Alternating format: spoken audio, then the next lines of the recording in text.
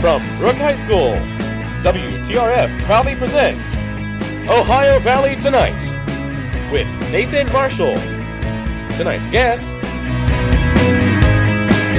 We are joined tonight by professional stand-up comedian turned writer and motivational speaker, David Michael from Pittsburgh. Thank you so much for coming in, David. Nathan. Appreciate it. And David, I don't mean to alarm you, but you seem to be a walking contradiction because on one hand, you're a stand-up comedian, which is kind of like the village idiot. On the other hand, you're like this guy who writes books and you're doing motivational speaking and all this stuff. Most people don't think a stand-up comedian can write a sentence, let alone a book. And God forbid, the village idiot motivates somebody to do something. You know, why do you think the educational elite sneer at these comedians, though? I don't know why they say that. I mean, they may say it because we hang around Walmart looking for material all day long, but I don't know if you've been to a Walmart recently. You don't have to hang out very long. You know? Well, no, you really don't. I mean, the biggest thing I always wonder is why do they sell bras there when apparently none of the women are buying them? Well, you know. And the best thing is when you go up to the cash register and I have like duct tape, a tape of Goonies, and like hand lotion. Right. You're right. Probably not the best thing to get. Well, you know, they sell men's suits there too, which I think is great. You know, I mean, because you buy a suit at Walmart, you're going to make a statement. Like if you know what they say, a suit says something about a man. You buy a suit at Macy's, that says you're successful. You buy a suit at Walmart, that says you're the defendant, pretty much. One of the things I read about you, and I'm quoting this, it says, David Michael is the, in all capital letters, motivational speaker you would love to have at your party, gathering, or event. And I'm sorry, but when I read something like this, all I can imagine is you at a child's 8th birthday being like, come on, blow the candles out, because David Michael knows you can. It depends on how much that party paid, actually. I mean, 'cause we'll do anything. Yeah. But, you know, I think one of the reasons that might have been said, and I didn't write it, my friend did, but of course. no. But I think the most important thing is we're entertaining and we're funny, and people like that, you know. I mean, people enjoy to be entertained, you know, while they receive whatever message or you know, you have to deliver to them. So you're not at a family reunion gathering, I mean, like, come on, No, Grandpa, sack I race, haven't, sack you know, race, come on. But that goes on my list of the worst gigs I've ever did. I've done several of those things on the Really? way up. Oh my goodness, yeah, the lunchroom cafeteria at the college. We did. A nudist colony, as a matter of fact. Goodness. Oh yeah. Well, we got to keep our clothes on. That thank was the God. big deal. So you're the weirdo, though. Right, you're wearing exactly. clothes like a suit. Exactly. Oh, Well, that's the only feel reason. overdressed. Exactly. Well, you know, when we took it, we were all young, and we thought, well, this would be like, you know, Hef's Playboy Mansion. And then when we got there, we found out that everybody's nude. Yeah. That was alarming. It's like California Raisins Playboy Mansion. Exactly. That's exactly what it was. So it was and you don't lose you don't lose that vision for a long time. Honestly, So most people have Vietnam flashbacks. You have nudist colony flashbacks. Right, exactly. Bad gig flashbacks for sure. I had bad dreams about those gigs. That's disgusting and disturbing and all in one. It is. Your book is called The Secrets from the Green Room. Right. And it's a comedian's inside techniques for effective speaking. Right. And I was curious, could you share with us any of these secrets, or do we have to paint each other's toenails and look at pictures of Justin Bieber first? No, definitely not the former. I'll share the secret.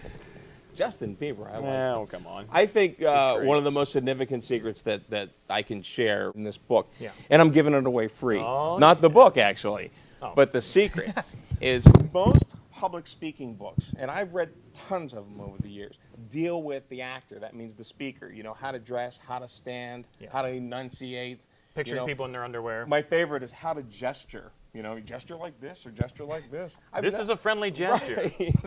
I've never been in the back of an eye and somebody gesture and go, what does he mean by that gesture? I've never done that. Oh, that's very friendly of him. My book is from the perspective of the audience. Mm-hmm. And that is, what does the audience want to see and how they want their message delivered to them? Yeah. And that is, the answer to that question is edutainment. That's, you know. What do you mean by edutainment? Just Entertainment and education combined together. And Yeah. it started years ago with Sesame Street and Mr. Rogers' Neighborhood. Mr. Rogers' Neighborhood, and you know, just increase all the way today. And you also have another factor, which is I always sell my book. This is not your father's public speaking book, because public speaking in the last 10 years, and especially the last 5, has changed tenfold because everybody in the audience has something in the middle of their hand that can take them anywhere they want to. Yep. They can do their banking, they can do their work, they can contact their friends, they can send their emails, they can do everything. Yeah.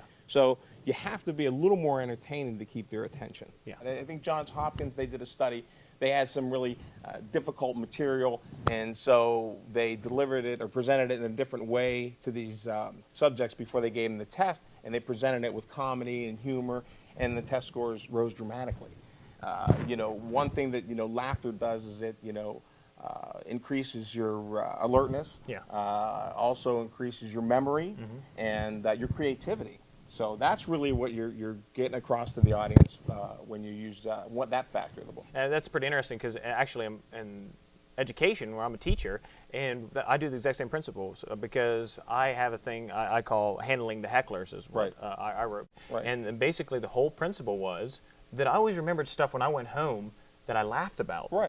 We'd laugh at things in school. We go home, our parents asked, what did we learn? We say, I don't remember anything I learned, but I remember this was funny, this kid fell, these kids got in a fight, these little things are funny, mostly violence, I remember, because we're high school kids. But the thing is, if you could take that humor, like you said, and bring that into education, then they're laughing and learning at the same time. Well, more importantly, when I think back to my favorite professors in college and my favorite teachers in high school, I think to the people that made me laugh, that I enjoyed, and then I remember actually some of the stuff that they taught me. Yep.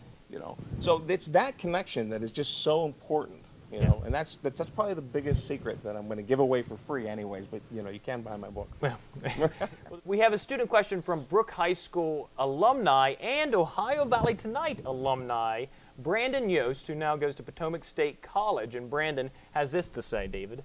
You have performed with Howie Mandel, Drew Carey, Jay Leno, Dennis Miller, and many other comedians. What is the best or worst experience working with celebrities you have ever had? Well, there's only a few that I can probably say on television because there's some really good ones, but I really I don't can't wanna... top the nudist colony. Right, exactly. Well, no, maybe not. Well, I was working with Howie Mandel. He's weird. He has that OCD thing going I on. heard that actually. Yeah, he has. I think he has in California. He has the house that he and his family live in, but when they get sick, he has a house behind his house that he goes to live in. I mean, he's a little different. But when I met him and we were back in the green room, he wouldn't shake my hand or touch me or anything like that. I mean, it was kind of a boxing match. You're in this little room and you're going around, and then he's kind of like this, and he'd be like, "Hey, how you doing?" And that, and he goes, "I don't." You're dressed in a nice suit, like dirty man. You dirty street urchin. It was odd, and I thought, boy, that's probably one of the strangest experiences I had. Yeah, that is weird. Yeah. Again, I want to thank my guest today. It's been David Michael. Thank you so much for coming in. Thank you very much. Yes, 2 first names. If you can't remember those, then you're kind of crazy. But you can look up more information on him or his book, Secrets from the Green Room, by visiting DavidMichaelLive.com. DavidMichaelLive.com. And for Ohio Valley Tonite, this has been Nathan Marshall.